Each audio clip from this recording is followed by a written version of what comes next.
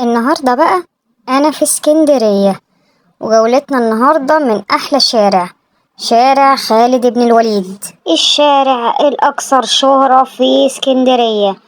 هتلاقي فيه كل الحاجات، هتلاقي فيه البراندات، هتلاقي فيه الاستوكات، الأوتلت، هتلاقوا فيه كل حاجة زي الشوارع اللي في القاهرة بالظبط، العتبة بقى والسيدة زينب والحتت دي. شارع مشهور جدا في اسكندرية، وهو عبارة عن سوق، حاجة كده شبه السوق التجاري يعني، بجانب المنتجات اللي بتشتروها كمان في شقق مصيفية هناك. فالمكان يعتبر مكان حيوي جدا، وأشهر مكان موجود في اسكندرية، يعني شارع حيوي جدا صيف أو شتاء. الشارع تحديدا موجود في منطقة ميامي سيدي بشر، خلفنا بالظبط العمارة اللي تم انهيارها في منطقة خليل حمادة، وأمامنا على طول البحر مباشرة. الشارع سابقا كان اسمه شارع الأميرة فوزية، اللي هي تبقى أخت الملك فاروق.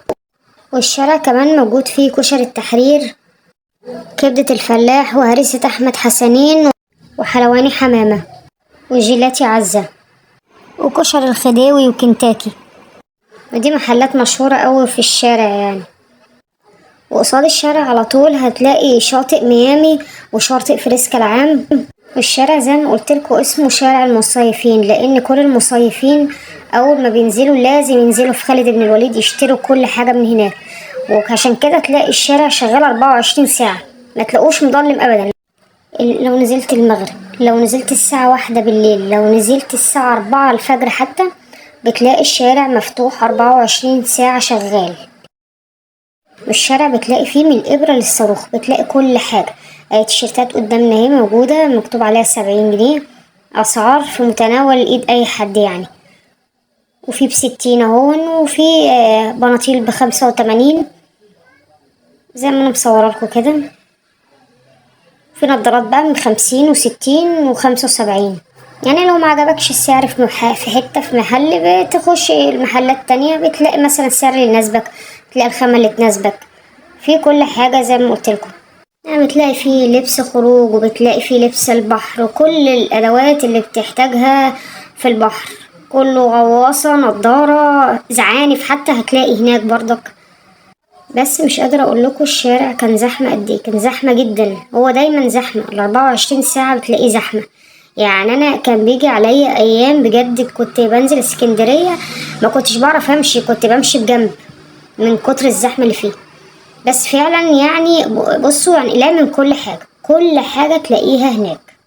بصراحة شارع جميل أوي. انا دايما لما انزل اسكندرية لازم انزل الشارع ده بصراحة. حتى لبس المدرسة والشنط وكل حاجة بتلاقيها هناك. ده كمان الشارع كده دلوقتي رايق شوية، عشان بالنهار بقى طبعا والناس في البحر وكده، لكن بالليل بيبقى زحمة جدا. وعلى فكرة الشارع مليان شقق الإيجارات وقريبة من بحر، فده بيبقى أحسن حاجة يعني. تنزل تتسوق وتروح البحر جنبك على طول، في وشك بتلاقي شاطئ ميامي العام وشاطئ فريسكا. فوانت ماشي بقى هتلاقي يفط هنا يمين وشمال، طبعا عن إيجارات وكده. والإيجارات هناك يعني اليوم بيبقى مش غالي قوي يعني. فاليوم بيبدأ مثلا من 350 وانت طالع بقى، او 450 600 كده، طبعا ده حسب القرب من البحر. يعني البعيد شوية عن البحر وما بيشوفش البحر بتبقى من 350. انما بقى كل ما تقرب كل ما السعر بيعلى شوية. والشواطئ بقى بيبقى رسم الدخول 15 جنيه للفرد، وبعدين بيبقى يمين وشمال يعني كل الحاجات دي. في كذا شط قدامك، في مثلا الشواطئ عند ميامي كده هتلاقي زحمة شوية عشان قريبة بقى من خالد بن الوليد والحاجات دي. انما لو طلعت شوية كده يمين وشمال بيبقى قدامك جنبك العصافرة، وفي شاطئ ايناس حقي، وفي سيدي بشر وكده. الحاجات دي برضك بتبقى بنفس السعر، هي ب15 جنيه بس، بتبقى بقى ايه هادية شوية يعني. وكل الزحام بيبقى في ميامي بس، لانها يعني عشان بتبقى جنب الشارع، فبتبقى منطقة حيوية قوي يعني. دايما الناس بينزلوا هناك في ميامي عشان يبقوا قريبين من الشارع ده. اوصل الحاجات رخيصة، والتيشيرت ب45 جنيه بناتي ده حلو قوي. حاجات في متناول ايد الناس يعني كلها، في غالي وفي رخيص، الاطفال والكبار. الاسعار هتلاقيها كويسة جدا. معلش الصورة مش واضحة لان انا بصور والتليفون مش مبيناه، لان ما بحبش اصور في اماكن عامة. كمان محلات البالة هنا كويسة جدا وأسعارها كويسة أوي، فبتلاقي فيها ملابس مستعملة استعمال نضيف أو موضتها انتهت، فبتتباع بالكيلو يعني. وطبعا من الأفضل إن الواحد يعني ما يقضيش حياته كلها في المية، لأ يعني ينوع، يوم مية ويوم يخرج أماكن تانية. في أماكن جميلة جدا لازم أي حد راح المصيف لازم يعدي عليها: مكتبة الإسكندرية وقلعة قايتباي ومقابر كوم الشقافة وكورنيش والمسرح الروماني ومسجد المرسي أبو العباس. يعني مادام رحت اسكندرية لازم تعدي على الحاجات دي بالنهار. أما بالليل بقى مثلا يعني كوبري ستانلي ومتحف المجوهرات الملكية وقصر أنطونيادس والأوبرا ومطعم سمك مك. ومن الأماكن برضك اللي لازم نروحها جزيرة الشاي وملاهي المعمورة، دي بقى حتة تانية خالص، عجل بقى وملاهي بصراحة جميلة، ومطعم كبدة الفلاح وسوق العطارين ومتحف الإسكندرية القومي. حاجات بصراحة لازم أي حد راح اسكندرية لازم يزورها، لازم يعدي عليها. الأماكن بقى المرموقة في اسكندرية بتلاقي سموحة وروران والمعمورة وسيدي بشر والمنتزه وسان ستيفانو وسبورتينج، دي بتعتبر الأحياء الراقية في اسكندرية. وبالنسبة للشواطئ المميزة: شاطئ أبو قير الشرقي والعصافرة وفريسكا وميرامار الشرقي وميرامار الأوسط وسيدي بشر والفنار وأبو هيف وإسحاق حلمي وشهرزاد والسلام وأبو تلات واحد واتنين. وفي شواطئ تانية بقى: العجمي والهانوفيل والبيطاش، بس دول بيبقوا بعيد أوي عن ميامي، يعني دول في الآخر خالص. وأهم حاجة بتميز اسكندرية إن موجود فيها أكبر موانئ مصر البحرية وهو ميناء الإسكندرية. وكمان مكتبة الإسكندرية الجديدة بتحتوي على أكتر من 8 مليون كتاب، وبيجيلها حوالي 1.5 مليون زائر سنويا. وكورنيش الإسكندرية اللي بيعتبر من أكتر الأماكن الممتعة وأكتر الأماكن السياحية، عشان كده سموا اسكندرية عروس البحر. انت أصلا أول ما بتنزل من القطر بتشم ريحة البحر، بتشم ريحته في كل مكان أول ما بتنزل من القطر على طول. وبعدين كمان المواصلات هناك، في طبعا مواصلات قبلي دي ما بتمشي في طريق عادي، ما بتبصش على البحر ولا حاجة. وفي مواصلات بتبقى بحري، بتبقى طريقها كله على البحر، فانت راكب ايا كان بقى اللي هتركبه، اتوبيس ميكروباص، راكب وباصص على البحر طول الطريق. يعني مش قادرة اقولك قد ايه استمتاع وشيء جميل بصراحة، حاجة كده تنسي اي حد همومه، تديله نوع من انواع الراحة النفسية. وعلى فكرة شارع خالد بن الوليد مش الشارع الوحيد في اسكندرية اللي تقدر تجيب منه ملابس وكل حاجة، في حاجات تانية، في حتت تانية. في مثلا سوق زنقة الستات في المنشية، يعني سوق مليان منتجات جودتها عالية جدا.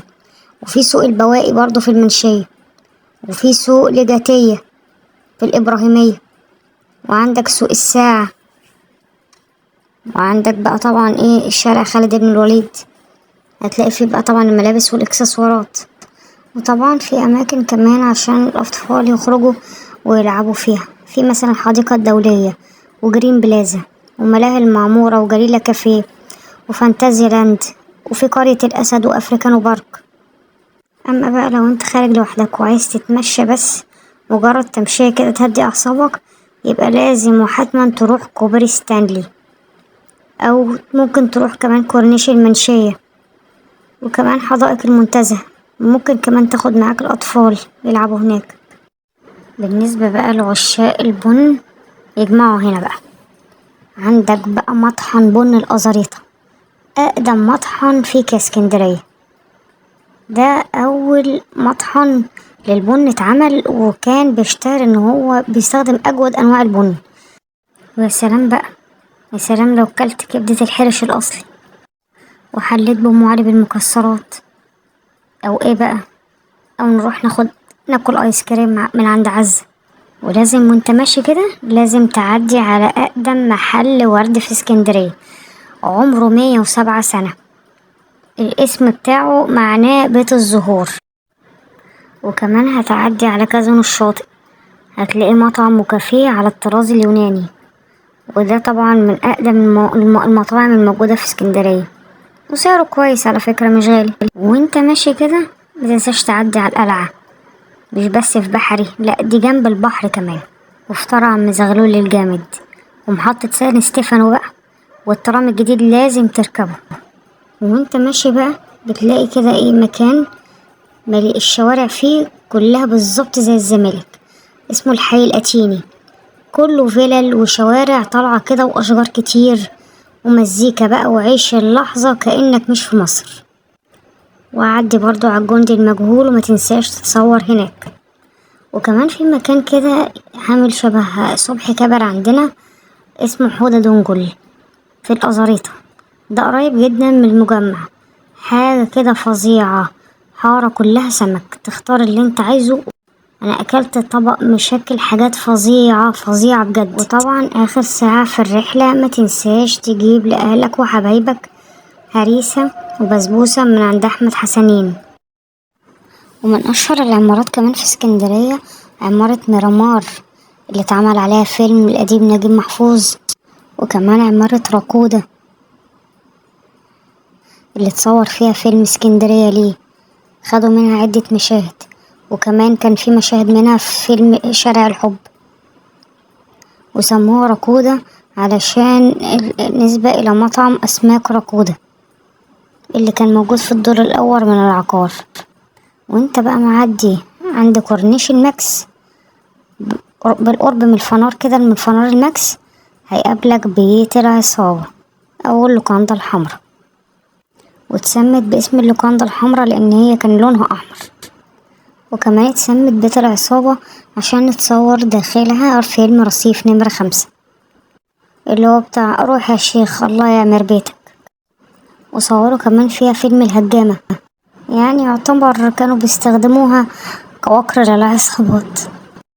وبالنسبة للآثار الموجودة في اسكندرية هتلاقي المتحف اليوناني الروماني، ومتحف محمود سعد، ومتحف الأحياء المائية، وعمود السواري، ومقبرة الشاطئ.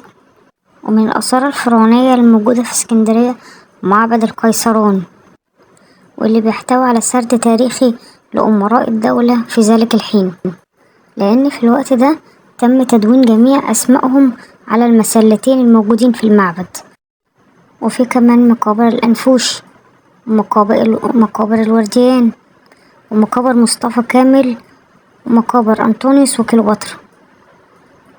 ولو نزلت اسكندرية حاول بقدر الإمكان ما تحاولش تنزل في العجمي أو الهنفويل أو النخيل، لأن الشواطئ هناك دوامات كتيرة للأسف، وفي نسبة غرق عالية، فخليك انت في وسط البلد، ميامي، سيدي بشر، العصافرة، أبو قير، يعني الحتت دي كده، دي أحلى أماكن في اسكندرية.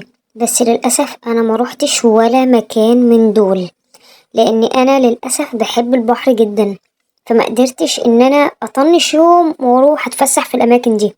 فياريت بقى اللي راح يبقى يكتب لي في التعليقات هو شاف ايه وايه اكتر مكان عجبه. وعمر مدينة الاسكندرية من زمن بعيد اوي، اتأسست على ايد الاسكندر الاكبر سنة 331 قبل الميلاد، وكانت في الوقت ده عاصمة مصر. ومن افضل الاماكن الموجودة في اسكندرية من حيث السكن والعيشة ومنطقة حيوية وكويسة جدا تعتبر سموحة هي أفضل مكان موجود في اسكندرية. يعني مش قادرة أوصف لكم قد إيه المدينة جميلة جدا، والشوارع والعماير كل حاجة فيها حلو. ومنساش طبعا ناسها الطيبين.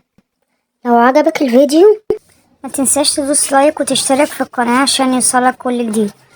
وإلى اللقاء بقى في جولة أخرى من جولاتنا.